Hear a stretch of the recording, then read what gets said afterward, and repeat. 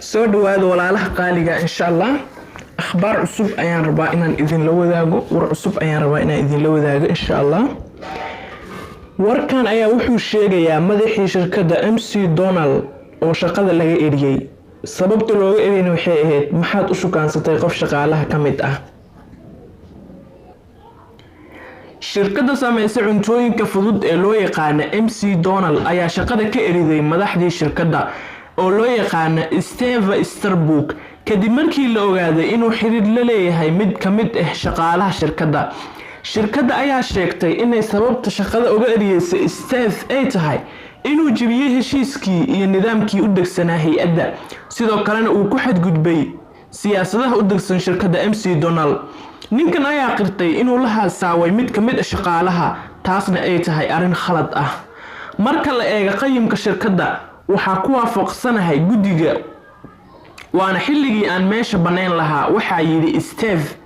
Mr. Easterbrook oo da'diisu tahay 52 sano ayaa hore waxay u kala tageen xaas kale waxaana markii ugu horeysay isla shirkaddan uga soo shaqeeyay magaalada London sanadkii 1993 xilligaas uu ka ahaa maamule ka hor inta uusan dalacin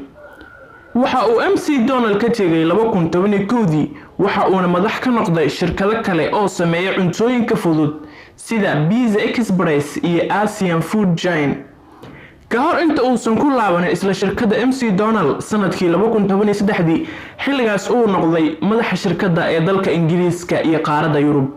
sanadkii 2015 ayaa Steve Easterbrook waxa loo magacaabay madaxa guud ee shirkadda MC Donald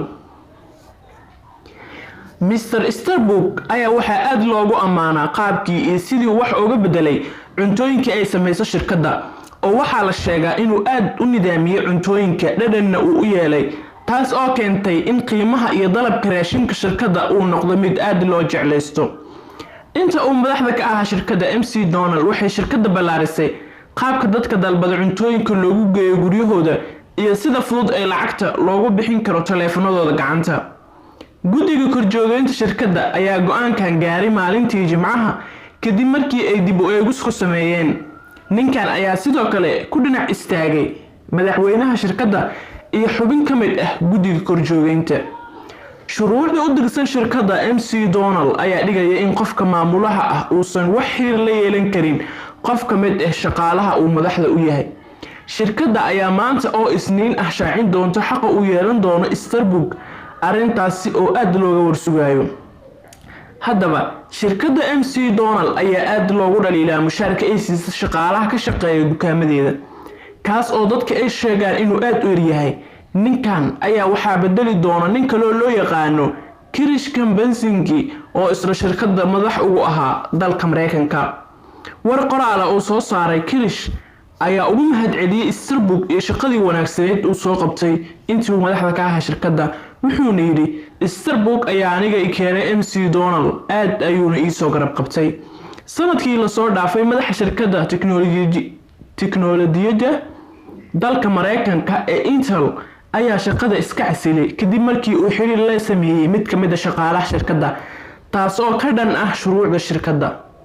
shirkado badan ayaa qaba shuruuc la mid ah taas oo waxay u sababeynayaan inuu qofka uusan u ayxanin qofka isku dhow yihiin